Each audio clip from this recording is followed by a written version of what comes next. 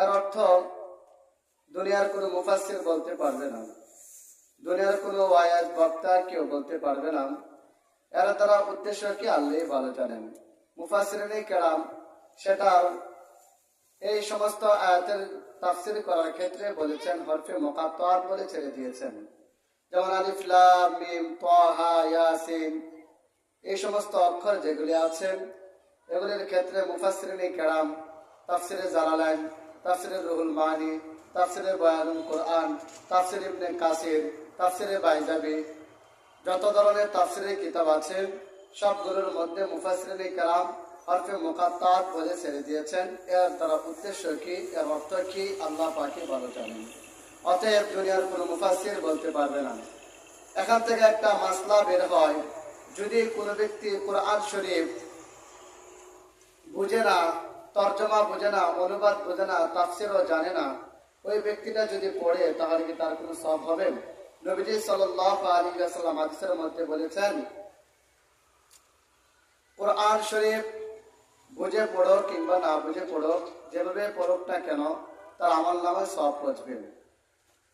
আল্লাহর নবীজি সাল্লাল্লাহু আলাইহি ওয়াসাল্লাম আরো বলেছেন, আলিফ লাম মিম, এখানে তিনটা অক্ষর আছে, কেউ যদি তিনটা অক্ষর পড়ে অথবা শুনে তাহলে তার আমলনামায় 30টা নেকি জমা হয়ে যাবে। আল্লাহ রাব্বুল আলামিন প্রথমে বলেছেন আলিফ লাম মিম, তারপরে বলেছেন যালিকাল কিতাবু লা রাইবা ফি, এটা ওই কিতাব যার মধ্যে কোনো সন্দেহ নাই, সংশয় নাই। দুনিয়ার দৃষ্টিতে আমরা যেটা দেখতে পাই, যদি কোনো মানুষ কোনো একটা কিতাব অথবা পাণ্ডুলিপি বা পাঠ্যপুস্তক যেটি লেখক না কেন লেখার ক্ষেত্রে শেষ দিক দিয়ে বলে দেয়, যদি পাঠকদের দৃষ্টিতে পড়া অবস্থায় কোনো ভুল এই কিতাবের মধ্যে ধরা পড়ে তাহলে নিচে নাম্বার দেওয়া আছে, সেই নাম্বার দিয়ে আমাদেরকে অবগত করলে আমরা কৃতজ্ঞ হব।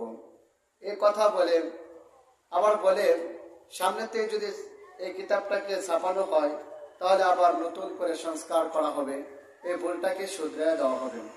অথচ আল্লাহ রাব্বুল আলামিন তার কালামুল্লাহ শরীফের প্রথমে বলেছেন যালিকাল কিতাবু লা রাইবা ফীহ, এটা হলো এই কিতাব যার মধ্যে কোনো সন্দেহ নাই, যার মধ্যে কোনো সংশয় নাই।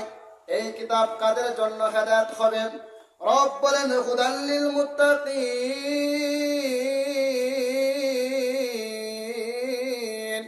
আরশের মালিক আল্লাহ বলেন